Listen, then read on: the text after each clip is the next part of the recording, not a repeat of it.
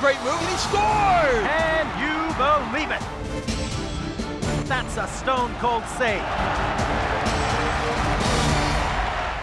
Hi CHL fans, after one short week away, we are back in action with another episode of CHL Centre Ice. I'm your host, Victoria Vigilante, and I'm alongside our hockey expert, John Tripp. And like he said last week, he was going to continue to impress us with that Movember stash. Thanks, Vicky, yes. Well, I'm here just to show my support and awareness, men with cancer, and it's not just prominent in the United States and Canada. It's coming to Europe, and we're going to show you a clip of some players who are supporting the same thing.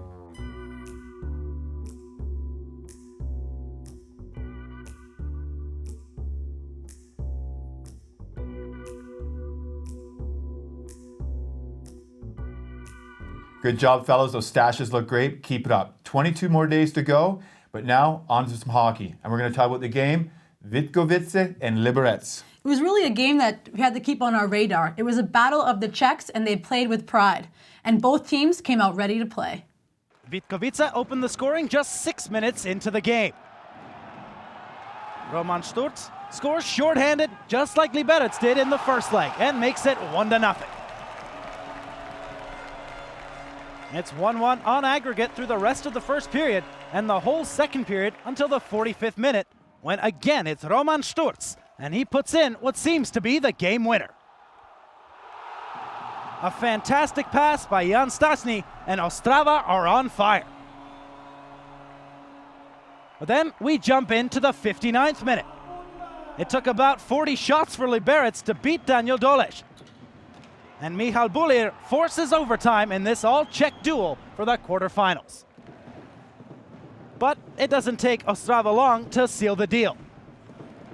With 9 minutes left in overtime, Radoslav Tibor steals the puck off Michal Bulir, who just scored, and ends the game for Vitkovice Ridera Ostrava.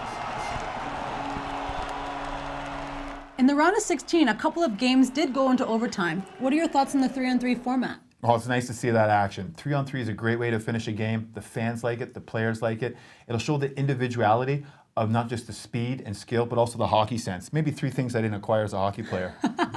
Well, you know what? Now we're going to get into JYP and Bern. In the first matchup, Bern came out slow, down 2-0 in the first. But in game 2, they came out firing and they were ready to play. And Bern, playing, indeed they did. On the road, going with the smart plays, getting it deep, retrieving the puck. They're going to have one quick cycle, feed Justin Kruger at the top, who keeps the puck in, and he just keeps rolling and rolling and rolling. There's a lot of lazy plays from both teams, but it's Bern's intensity that keeps this game rolling. You know what? And it really shows that they want to get into the quarterfinals. Definitely finding a way. And JYP, they have no excuse. They had their chances to get it out. And here's the first mistake right here, going back in your own zone. But he made a good pass, and again, they just couldn't get it out. Now they have one forechecker, and they still can't get the puck out. There's really no excuse. No, definitely. But you know what? Here comes the final play. They had enough mistakes. Burns had enough. They're going to make a couple nice passes here. One right back in the center for the one-time shot through the legs. Goalie wish he had that one, but you know what? It was a beauty goal. With a 3-3 tie in this game, it gave the series a 6-5 win for Bern, which sends them into the quarterfinals. Another team that came out sleeping was HV71. They were playing Sparta Prague. And Sparta Prague held no mercy as they'd blown over them with a 5-0 win. Sparta Prague get the scoring rolling 31 seconds before the break as Lukas Peck finds the feed from Petr Kumstad. In the second period, HV71 had a horrible 3 minutes. First, Juraj Mikuš equalizes the aggregate score. It doesn't take long to find the next one. 2 minutes later, it's Lukas Peck yet again. His tally makes it a 3-0 game and a 5-4 lead overall.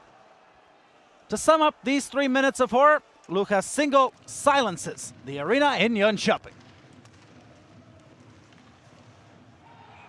4-0 after 40 minutes of play for Sparta Prague, but that's not enough for them. And this error pretty much sums up the entire game. Fredrik Pedersen-Wenzel, the netminder, misplaced the puck, and Andrej Kudna deposits the final goal of the game. The Swedes are out, and Sparta Prague will face SC Bern in the quarterfinals. Since you did the commentating on this game, what are your thoughts on this blowout win? Well, HV71, they had the advantage. They won their first game on the road 4-2, giving them a 2-goal cushion lead. But it reversed.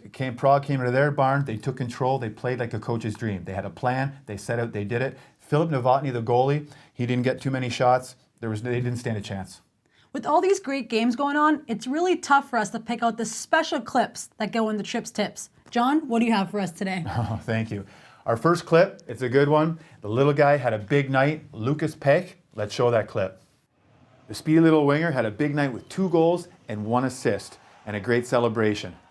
The only issue is we couldn't identify the player behind you. So Lucas, my tip for you is next time you score a goal, we need you on a stool, man. Now we're on the highlights with some OT winners. And a starter, it's not just a pretty goal, but a nice steal by Eric Josefsson. Being chased down by 3 players, he knew what he was doing all alone. Right to the backhand and straight top shelf. And what a beauty goal that was.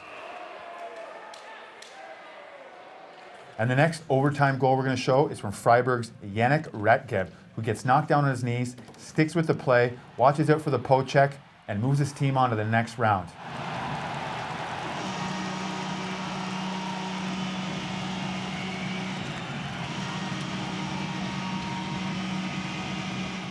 Well, that concludes Tripp's tips and clips. And guys, don't forget to check out our YouTube channel for all CHL news and highlights. Well, John, we're heading to the quarterfinals. Any teams bandwagon you're going to jump on? Well, first I'm going to say I'm sad to see all the German teams are gone. From the start, though, I was on the bandwagon of Switzerland, but now I'm on Sweden's team. And for Lunda, I think they're going to repeat. How about yourself? I got to go with Sparta Prague. After their big win over HV 71, their momentum's soaring, and I think they're the team to beat. They're playing really well right now. Well, guys, that's all we have for today. Thank you for stopping by, and we'll see you next time. See you guys later.